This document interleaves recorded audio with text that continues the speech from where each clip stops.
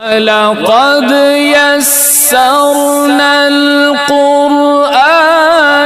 للذكر فهل من مدكر باب وضوء الصبیان ومتى یجب علیہم الغسل والطہور وحضورہم الجماع والعیدین والجنائز وصفوفہم۔ حدثني محمد بن المثنى قال حدثنا غندر قال حدثنا شعبہ قال سمعت سلیمان الشیبانی قال سمعت الشعبی قال اخبرني من مر مع النبي صلی اللہ علیہ وسلم على قبر منبوذ فأمهم وصفوا عليه فقلت يا أبا عمرو من حدثك قال ابن عباس رضی اللہ تعالی عنہما۔ امام بخاری رحمۃ اللہ تعالی علیہ نے باب کو عنوان دیا ہے وضوء الصبیان، بچوں کا وضو کرنا۔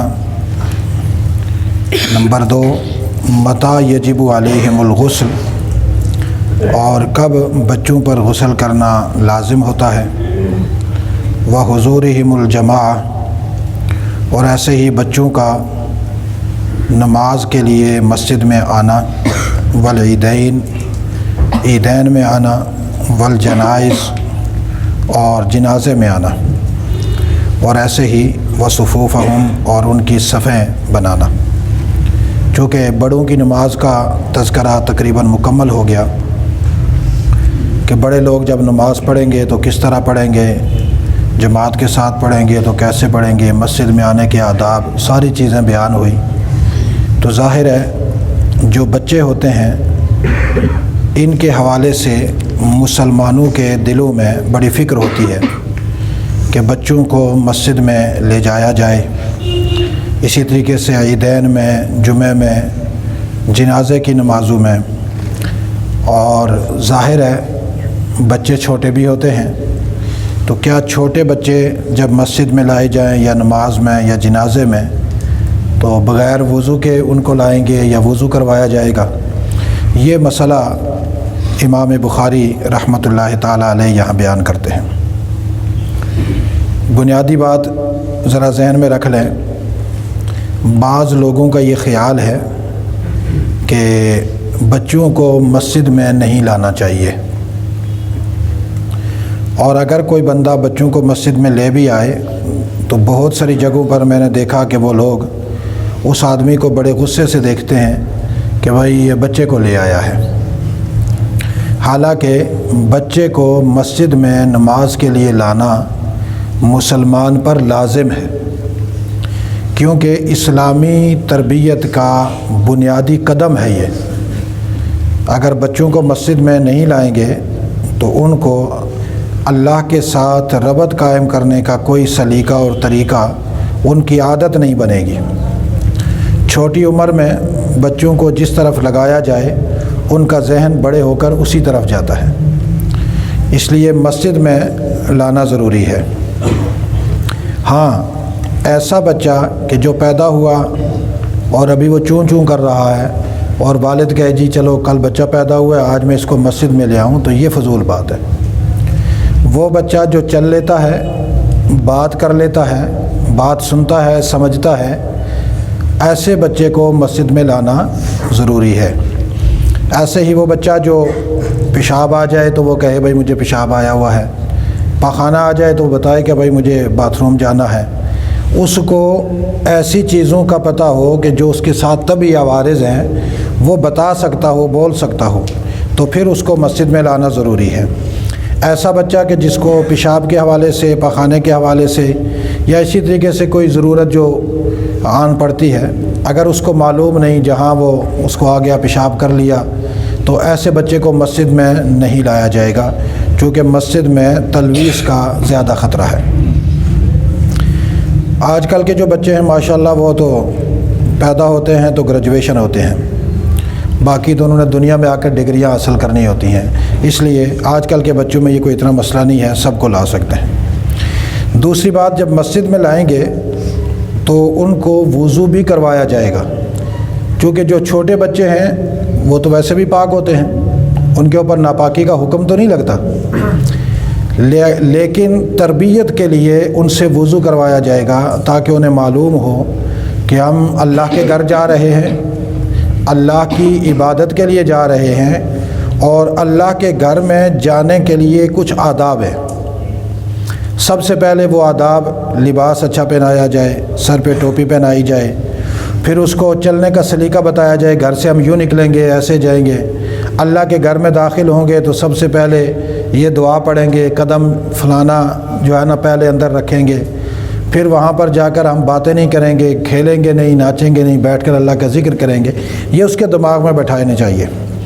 اس لیے بچے کو وضو کروایا جائے گا، اور یہ وضو کروانا بھی اچھی بات ہے، مستحب ہے، چونکہ یہ تربیت کا حصہ ہے۔ ایک بات تو یہ ہے۔ دوسری بات کہ بچے کو غسل کب کروایا جائے گا، اس کو پاک کب کروایا جائے گا، تو اس کے لیے شریعت کا مسئلہ اس حدیث میں نیچے بیان ہوگا، جو میں ابھی خلاصہ بیان کر دیتا ہوں۔ ایسا بچہ جو بالغ ہونے کے قریب ہے، یا یہ ہے کہ وہ بالغ ہو چکا ہے، تو بالغ ہونے کے بعد جب اس پر ناپاکی ظاہر ہوگی تو اس پر غسل کرنا فرض ہے، واجب ہے۔ لیکن اگر وہ غسل واجب ہونے والی کوئی صورت اس میں نہیں ہے، لیکن بچہ سمجھدار ہے، مثال کے طور پر 8 سال کا ہے، 9 سال کا ہے، 10 سال کا ہے، 11 سال کا ہے، تو ایسے بچے کو بھی جب جمعے کے لیے بھیجا جائے، لایا جائے، تو سب سے پہلے اسے کہا جائے کہ آپ غسل کر لو۔ یہ غسل طہارت تو نہیں ہوگا، لیکن غسل صفائی ہوگا، تاکہ اس کو یہ تربیت ہوگی کہ جمعے کے لیے آنے کے لیے لازمی ہے غسل کرنا۔ یہاں پر ایک مسئلہ یہ بھی ذہن میں رکھ لیں کہ جمعے کی نماز کے لیے غسل کر کے آنا یہ لازمی ہے، اور حدیث میں باقاعدہ یہی ہے کہ رسول اللہ صلی اللہ علیہ وسلم نے فرمایا کہ جب تم جمعہ پڑھنے کے لیے آؤ تو تمہارے اوپر غسل کرنا لازمی اور واجب ہے۔ بے شک غسل فرض نہیں ہے، بندہ ناپاک نہیں ہے پاک، لیکن جمعے کا احترام یہ ہے کہ بڑا جمع غفیر ہوتا ہے اور عوام ہوتی ہے، مجمع ہوتا ہے، اس لیے جمعے والے دن آدمی نہا دھو کر، خوشبو لگا کر، چمک کر، خوبصورت ہو کر، سرما لگا کر، رومال ٹوپی سر پہ رکھ کر، اور اسی طریقے سے خوشبو لگا کر اور کپڑے صاف ستھرے پہن کر مومن بن کر جمعے کی طرف آئے، یہ واجب ہے۔ اس طرح کی صفائی کرنا یہ واجب ہے۔ بعض لوگ ایسے ہی میلے کو چلے کہتے ہیں چلو جمعہ ہی پڑھنا ہے نا تو پاک ہیں، بس وضو کر لیں، وضو پر اکتفا کرتے ہیں۔ وضو پر اکتفا نہیں کرنا چاہیے۔ جمعے کا پروٹوکول یہ ہے کہ جمعہ غسل کر کے پڑھا جائے۔ اب بچوں کو بھی، جو بچے تھوڑے سمجھدار ہیں، 8 سال 9 سال 10 سال کے، ان کو بھی غسل کروایا جائے اور ان پر بھی وجوب کا حکم آئے گا۔ ایسے ہی ان کو جماعت میں لانا، جیسے میں نے بتا دیا کہ بچوں کو جماعت کی نماز میں لایا جاتا ہے۔ بعض دفعہ لوگ کہتے ہیں جی بچے مسجد میں شرارتیں کرتے ہیں، کیوں لاتے ہو؟ مسجد میں ہم ان کو اس لیے لاتے ہیں کہ تاکہ ان کو تربیت ہو جائے دینی عبادت کی۔ باقی شرارتیں وہ اس لیے کرتے ہیں کہ وہ بچے ہیں۔ شرارتیں کیوں کرتے ہیں؟ وہ بچے ہیں، بڑے ہوں گے تو نہیں کریں گے۔ اب اگر تم کہو کہ وہ بچہ بھی ہو 6 سال کا 7 سال کا تو وہ جنید بغدادی کی طرح نماز پڑھے، ایسا نہیں ہو سکتا، وہ بچوں کی طرح نماز پڑھے گا۔ البتہ جب کبھی بچہ شرارت کرے تو اس کو بڑے پیار سے سمجھایا جائے، غصے سے نہیں، بڑے پیار سے کہ بچہ یہ مسجد ہے اور یہاں پر نماز میں شرارت نہیں کرتے، سمجھایا جائے۔ اور اگر وہ بار بار پیار سے سمجھانے کے باوجود نہ سمجھے تو پھر استاذ یا والد گھر جا کر، استاذ کلاس میں اور بچہ والد گھر میں جا کر 2-4 ہلکے سے تھپڑ بھی لگا دے کہ میں بار بار تمہیں سمجھایا، لہٰذا تم نہیں سمجھے تو تمہیں یہ سزا دے رہا ہوں۔ اس کو کہتے ہیں ضرب تعدیب۔ یہ ادباً تعدیب سکھانے کے لیے، ادب سکھانے کے لیے ڈانٹ ڈپٹ ہوتی ہے، اور یہ زجر کرنا یہ بھی اچھی چیز ہے، اور تاکہ ان کی اصلاح ہو جائے۔ ایسے ہی عیدین کی نمازوں میں بھی بچوں کو لے جایا جائے۔ جنازے کی نماز ہو تو لوگ کہتے ہیں جی بڑوں کا کام ہے، بچوں کا کیا کام ہے؟ تو وہ بچہ جو تھوڑا سمجھدار ہے اس کو بھی جنازے میں لے جایا جائے، تاکہ اس کو پتہ چلے کہ حقوق العباد میں ایک جنازہ بھی ہے جو پڑھا جاتا ہے، اور اس کی یہ تربیت ہو۔ اسی طریقے سے جو صفیں ہوتی ہیں، بچوں کی جو صفیں ہیں وہ مسجد میں سب سے پہلے بڑے لوگ ہوتے ہیں، بڑوں کے بعد پھر پیچھے چھوٹے لوگ، بچوں کی صفیں ہوتی ہیں، اور بچوں کے بعد اگر کوئی مخلوق ہے تو اس کی بھی ہو سکتی ہے، لیکن بڑوں کی صفیں پہلے ہوں گی، بچوں کی بعد میں۔ کبھی کبھی ایسا ہوتا ہے کہ بڑے آتے ہیں لیٹ، مثال کے طور پر وہ گھر میں ٹائم دیکھتے رہتے ہیں، چلو جی ابھی اقامت ہوئی ہوگی، ابھی مولانا صاحب نے اللہ اکبر کہا ہوگا، مولانا صاحب کی قرات بھی لمبی ہوتی ہے عام تاکہ رکوع میں پہنچیں، تو ایسے آدمی کو تو صف اول میں کھڑے ہونے کا حق ہی نہیں ہے، نہ بچے کو پیچھے کرنے کا حق ہے۔ بچہ آگے کھڑا ہے تو آگے ہی رہے گا، یہ آدمی پیچھے کھڑا ہوگا، اس کو آگے کبھی بھی نہ کھڑا ہونے دیا جائے۔ اسی طریقے سے وہ لوگ جو لیٹ آتے ہیں اور آ کر آگے گھستے ہیں، نمازی لوگوں پر یہ فرض ہے کہ ایسا آدمی جو بعد میں آیا ہے اور دوسرے لوگوں کی گردنیں پھلانگ کر آگے آ رہا ہے، اس کو ایسے بازو کے ساتھ یڑگنجا دے دیا کریں تاکہ وہیں منہ کے بل گرے اور اس کو ادب آ جائے کہ جب بعد میں آئے ہو تو پیچھے بیٹھو، آگے نہ بیٹھو۔ چونکہ بے غیرتی اسلام میں بھی نہیں ہے اور مسجد میں تو ویسے بھی جائز نہیں ہے۔ سب سے بڑا بے حیا آدمی وہ ہوتا ہے جو آتا لیٹ میں ہے اور صف اول کے چسکے میں رہتا ہے کہ مجھے یہاں ثواب ملے، یہ آدمی حیا سے خالی ہے۔ اگر اس کے اندر دین کا حیا ہوتا تو یہ سب سے پہلے آتا، صف اول میں بیٹھتا۔ لہٰذا جو بچے پہلے آئے ہوئے ہیں وہ پہلے کھڑے ہوں گے، ان کو اگلی صف سے پیچھے نہیں کیا جائے گا۔ کبھی کبھی ایسا ہوتا ہے کہ ایک آدھ بچہ صف کے درمیان میں ہوتا ہے، لوگ اس کو بڑے غصے سے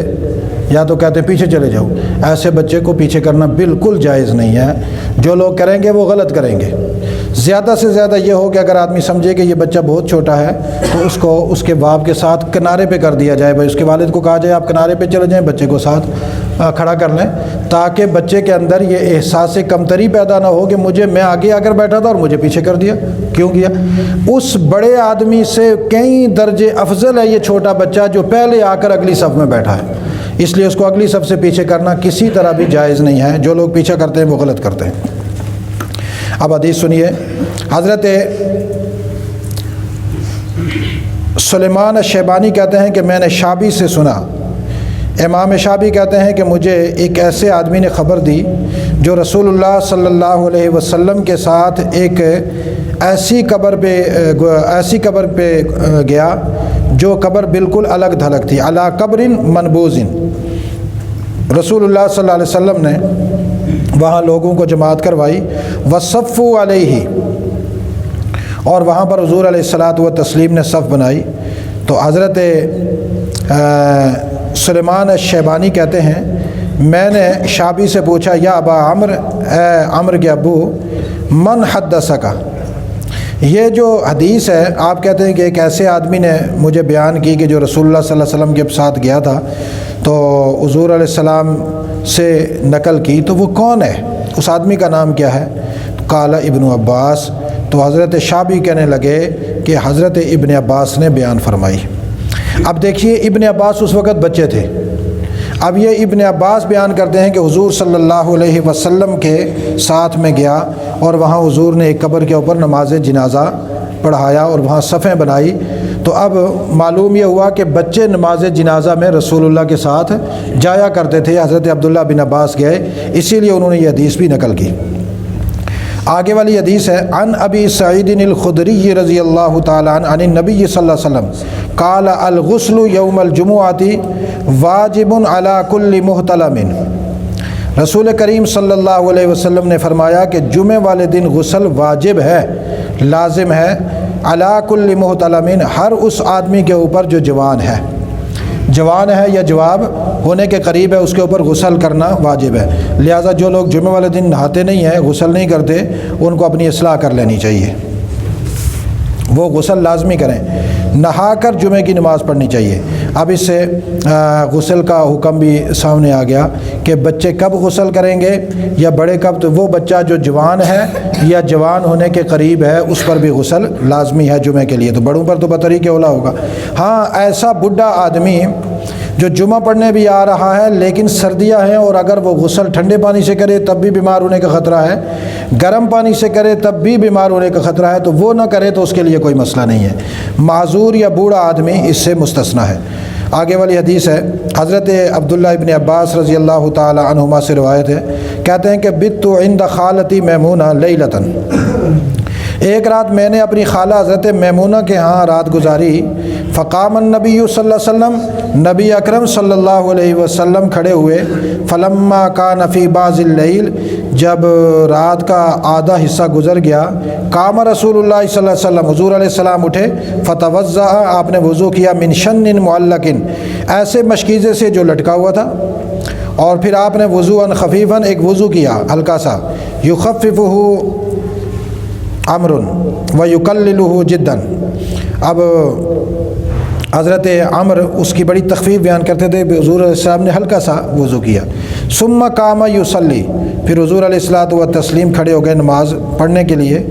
ابن عباس فرماتے ہیں فقمت، جب میں نے دیکھا حضور کھڑے ہو گئے تو میں بھی کھڑا ہو گیا، فتوضأت نحوا مما توضأ، پس میں نے بھی ویسا ہی وضو کیا جیسے امام الانبیاء حضرت محمد صلی اللہ علیہ وسلم نے کیا۔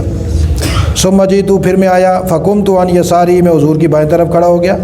فحولنی، حضور علیہ السلام نے مجھے پھیرا، فجعلنی عن یمینہ، اور مجھے دائیں طرف کھڑا کر دیا، ثم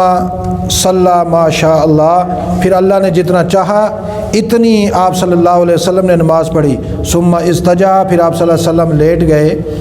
فنام، اور سو گئے، حتی نفخ، یہاں تک کہ آپ کے سو کر خراٹوں کی آواز آنے لگی، فاتاہ المنادی، اتنے میں ایک منادی نے آ کر آواز لگائی، یا رسول اللہ الصلاۃ حاضر، اے اللہ کے رسول نماز تیار ہے۔ اب یؤذنہ بالصلاۃ، اس نے حضور کو نماز کی اطلاع دی، فقام معہ الی الصلاۃ، حضور علیہ السلام اس کے ساتھ نماز کے لیے چلے گئے، فصلی، حضور نے نماز پڑھائی، ولم یتوضأ، اور حضور نے وضو نہیں کیا۔ قلنا لعمر، اور راوی کہتے ہیں کہ میں نے عمر سے کہا کہ وَإِنَّ نَاسًا يَقُولُونَ أَنَّ النَّبِيَّ صلی اللہ علیہ وسلم تَنَامُ عَيْنُهُ وَلَا يَنَامُ قَلْبُهُ، کہ نبی اکرم صلی اللہ علیہ وسلم کی ذات اقدس ایسی ہے کہ آپ کی آنکھیں تو سو جاتی ہیں لیکن آپ کا دل نہیں سوتا۔ قال عمر، حضرت عمر نے فرمایا، سمعت عبید بن عمیر یقول، میں نے عبید بن عمیر سے سنا، وہ کہہ رہے تھے،